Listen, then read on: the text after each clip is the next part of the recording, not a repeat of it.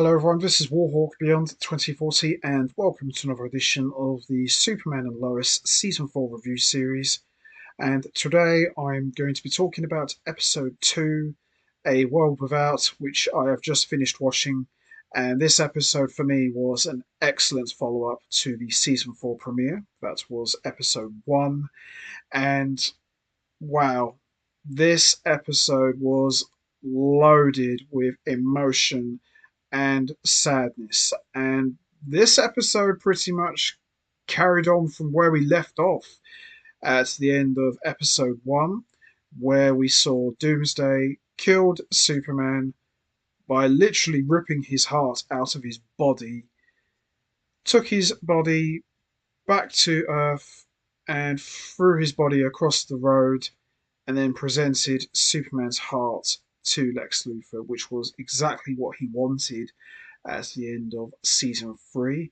So this episode more or less deals with the aftermath of Superman's death, as we see Lois, Jordan, and Jonathan are all grieving for Superman's death.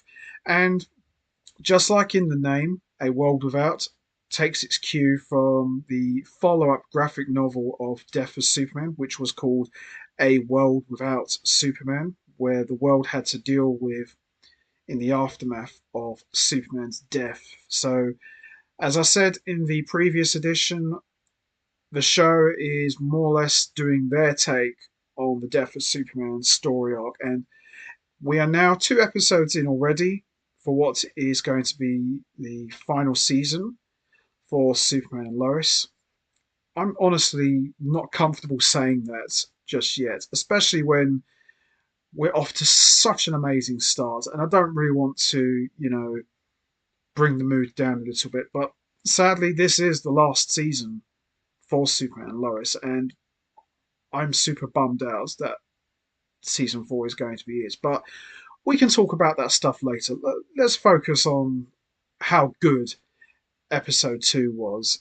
And Lex Luthor, he's just an absolute monster in this season. He's not the goofy renegade scientist or the kingpin like businessman.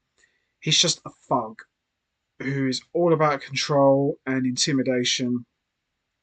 I know some people have said that, well, why didn't they just bring in John Cryer to play Lex Luthor again? It would have made more sense from a continuity point of view. Absolutely. I'm completely with you guys on that. John Cryer should have been brought back as Lex Luthor because he surprisingly was very good. But I'm liking this Lex Luthor. This Lex Luthor, I think, can match up with Superman, in my opinion. John Cryer's Lex Luthor, yeah, I can't really see him matching up with Superman. Maybe if he had a suit on or something, possibly. But in an intellectual battle, yeah, he probably would win. But I can't really see him matching up with this Superman. This Lex Luthor, absolutely. So, as I said, this episode more or less carried on from where we left off at the end of episode 1. And yeah, this was emotionally charged, to say the very least. And it's going to be very interesting to see how they're going to bring Superman back from the dead. Could we see a certain black suit, perhaps? With long hair and a big, humongous beard? A guy can dream. A guy can dream.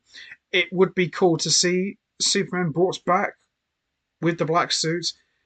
Maybe we might not see the long hair and beard. I know it was a big part of his look after he was resurrected. I can't really see him going down that path. But you never know. It would be cool. So we're going to get straight into talking about episode 2, A World Without, which for me was absolutely excellent.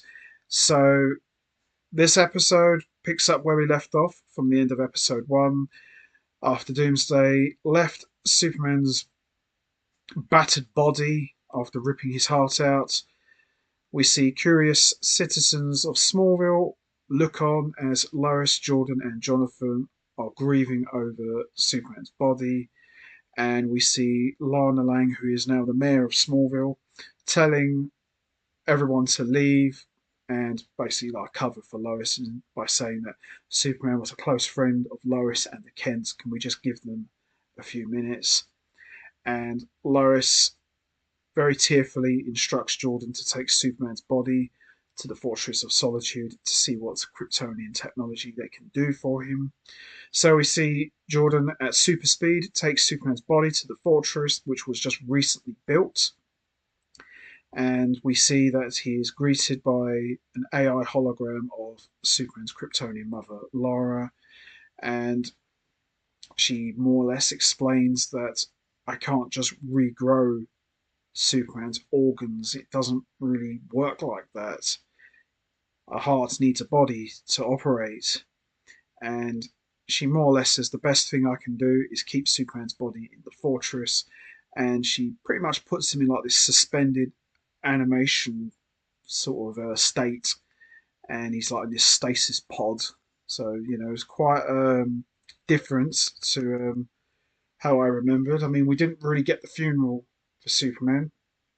I was kind of hoping we might get, a funeral as like a homage to a world without Superman, where basically the entire DC universe paid their respects to Superman. We could still get that, but I thought we would have got that for maybe this episode. Perhaps we might see it in episode 3. I can't see all of the Arrowverse coming out for this, but you never know, considering that this show is set in a completely different universe and it's not tied to the Arrowverse, but you never know. So we see at the Kent home, Lois explains to Lana what Lex Luthor has been doing to her. Lana wants to evict Lex Luthor from his hotel, but Lois says that I don't want Lex Luthor coming after you as well. You need to keep away from him. This is between me and him. And we see Sarah gives her support to Jonathan, who is worried about Lois's condition. She still has to go through radiation treatments, and now losing her husband is too much for her to handle. And we see Jordan, who was the main focus of this episode. He returns to tell Jonathan and Sarah about Superman being in stasis, but he doesn't talk about being unable to revive him without a heart. We also see Lex Luthor's assistant, Amanda, is eager for him to return to his business, but he is content with enjoying a world without Superman. Jordan tries to track down Doomsday and has to admit to Jonathan that he needs to get Superman's heart back if they want to see their father alive again. They keep this from Lois, who needs to go to the Gazette to write the story. Jordan says he will see if Luthor has the heart, while Jonathan will delay Lois. We also see Lana and Sarah discussing how to help the Kents. Lana wants Luthor out of Smallville, but she worries about putting her family in danger. And we see Lex Luthor meeting with a man named Bash, who informs him that his stock is down. Bash suggests Luthor become a celebrity CEO and hold a press conference to repair his image. Lex Luthor doesn't want to leave Smallville, and we see Jordan in his Superboy costume confronts Luthor and demands to know where Superman's heart is. Luthor wonders if he's going to kill him and examines him. Luthor knows Jordan doesn't have it in him and warns him he'd better be ready to kill him the next time they meet, and we see Jordan, looking defeated, leaves. At the Smallville Gazette, Jonathan hesitates to tell Lois what Jordan found out at the fortress, while Lois works on an article called Death of Superman, and Lois notices Lex Luthor returning to the hotel across the street and goes to confront him. Thanks to Jordan's visit, Luthor has put 2 and 2 together and realizes that Superman was Clark Kent, and he can tell that Jonathan doesn't have any powers. When Lois tells him to leave her sons out of this, Luthor points out she didn't leave his daughter out of it, and we see Lex Luthor isn't above threatening Jonathan and Jordan. Lana investigates Lex Luthor's properties and shell corporations as she worries about men like Luthor taking businesses away from mum and pop's organizations. And we see a guy named Chuck enters, and he was there to witness Doomsday bringing Superman's body back to Earth, and he wants to talk about the Kents. Lois confronts Jordan about visiting Lex Luthor, and she's understandably upset. Thanks to him, Luthor now knows all their secrets, and Jordan wanted to help, but Lois tells him he isn't ready and he's not his father. Before the discussion can continue, Lana calls her and Lois orders the boys to stay at home as she leaves. Lana tells Lois that Chuck was able to recognize Lois's grief over Superman as a wife's grief for her husband. Chuck promises to keep the secret to himself, but Lois tells Lana that Luthor knows and she may have to deal with the world knowing their secret. Jordan feels even worse after talking to Lois. He worries he'll never be like Superman, and his superhuman picks up Superman's unique heartbeat. Jonathan warns him it could be a trap, but Jordan follows the sound anyway.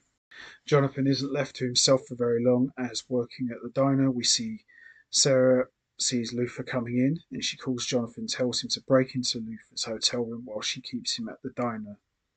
Lana enters the diner and Luthor introduces himself to her, and Lana would rather talk to Sarah than talk to him about business, and Lana and Sarah go in the kitchen to talk privately. While Jonathan goes through Luthor's personal items, we see Jordan in his suit explores a container yard, locates a LexCorp container and takes out the guards with super speed.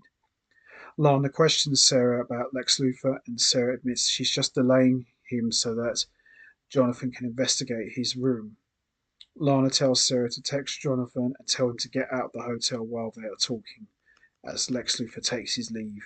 Lois returns to an empty house, and we see Lois gets a call from Clark, but it's actually Lex Luthor putting on a fake voice, and he tells her that one of the boys will be dead. Jonathan hears someone enter the room while Jordan finds a decoy Superman toy.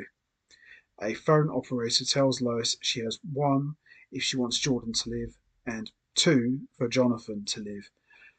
That scene was very horror sort of esque. Kind of reminded me a little bit of Saw, although completely different.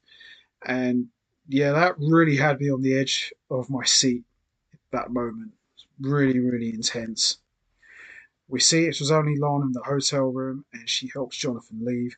Meanwhile, guards with kryptonite guns overwhelm Jordan as he tries fighting back, but a sonic device makes him collapse. Lois has 10 seconds to make her choice, and while we don't see it, she does press a button, and the operator simply thanks her for participating before hanging up. Wow. It's unclear how much Lois's decision has affected events, but Jonathan enters the kitchen while Lex Luthor meets Jordan in the container yard. And even on the ground, in pain, Jordan says he won't leave without Superman's heart. Luthor holds the heart and drops it out just out of Jordan's reach, and then stomps Superman's heart in front of Jordan. That moment right there really cemented Lex Luthor as not only as the ultimate monster bad guy, but as a real piece of crap. That was pretty dark. We see Lois is alerted to a break-in at the Gazette, and when she and Jonathan investigate, they find a distraught Jordan. He admits he wasn't ready, and that thanks to him, they'll never be able to get Superman back. Lois doesn't blame Jordan. Jonathan does. Lois doesn't want them to fight amongst themselves because that's exactly what Lex Luthor wants. Lois says that they need to say goodbye to Superman.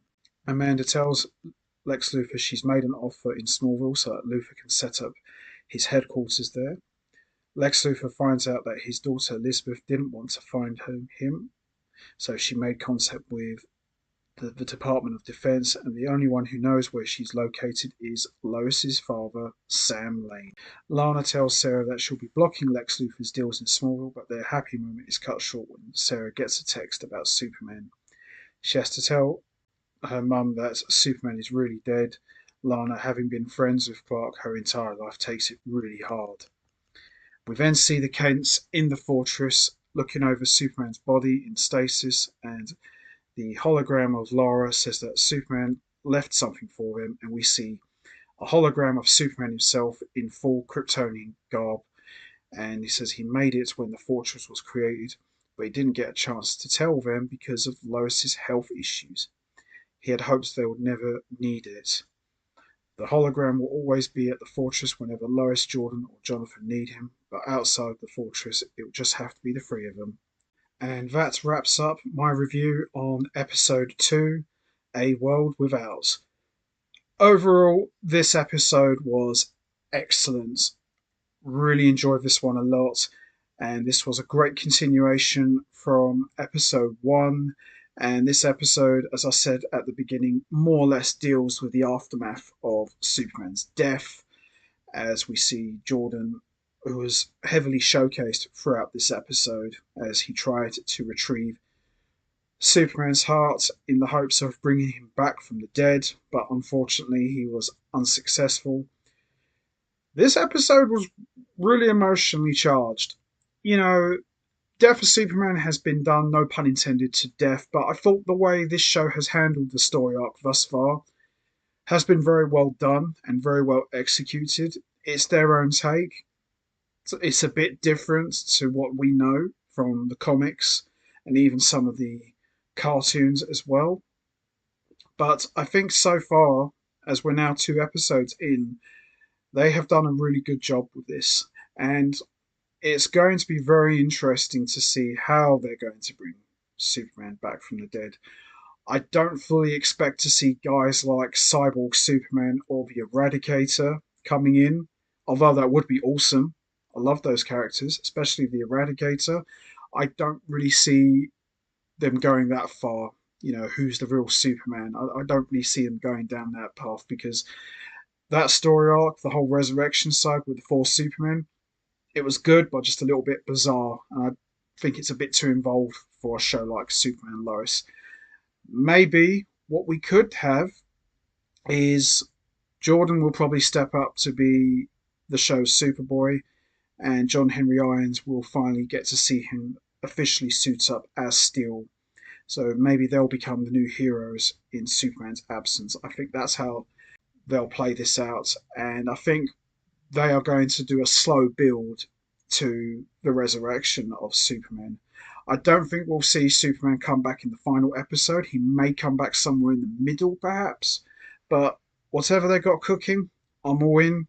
I can't wait to see how they'll pull it off. But thus far, for the fourth and final season, this has been amazing. And the good thing about it is we've only just started. So I'm really looking forward to seeing where they go from here. But I'm loving it. I'm really, really loving this, just as I've loved the entire show since it started.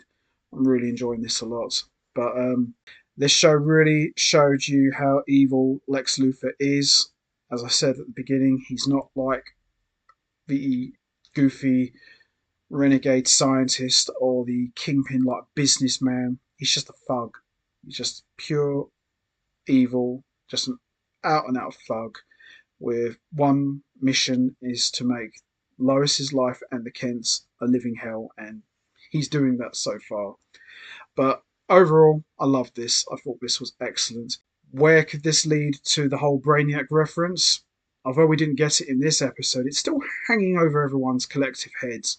Who knows? But yeah, this was tremendous stuff, and I'm really pumped for episode 3 already. It's going to be excellent. I can't wait.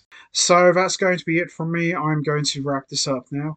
What did you guys think of episode 2, A World Without? Did you enjoy it? Do you think Lex Luthor, no pun intended, crushing Superman's heart was quite dark? How do you think they're going to bring Superman back from the dead? What do you guys think about Superman existing as an AI presence in the fortress? How do you think that's going to play out in the rest of the season?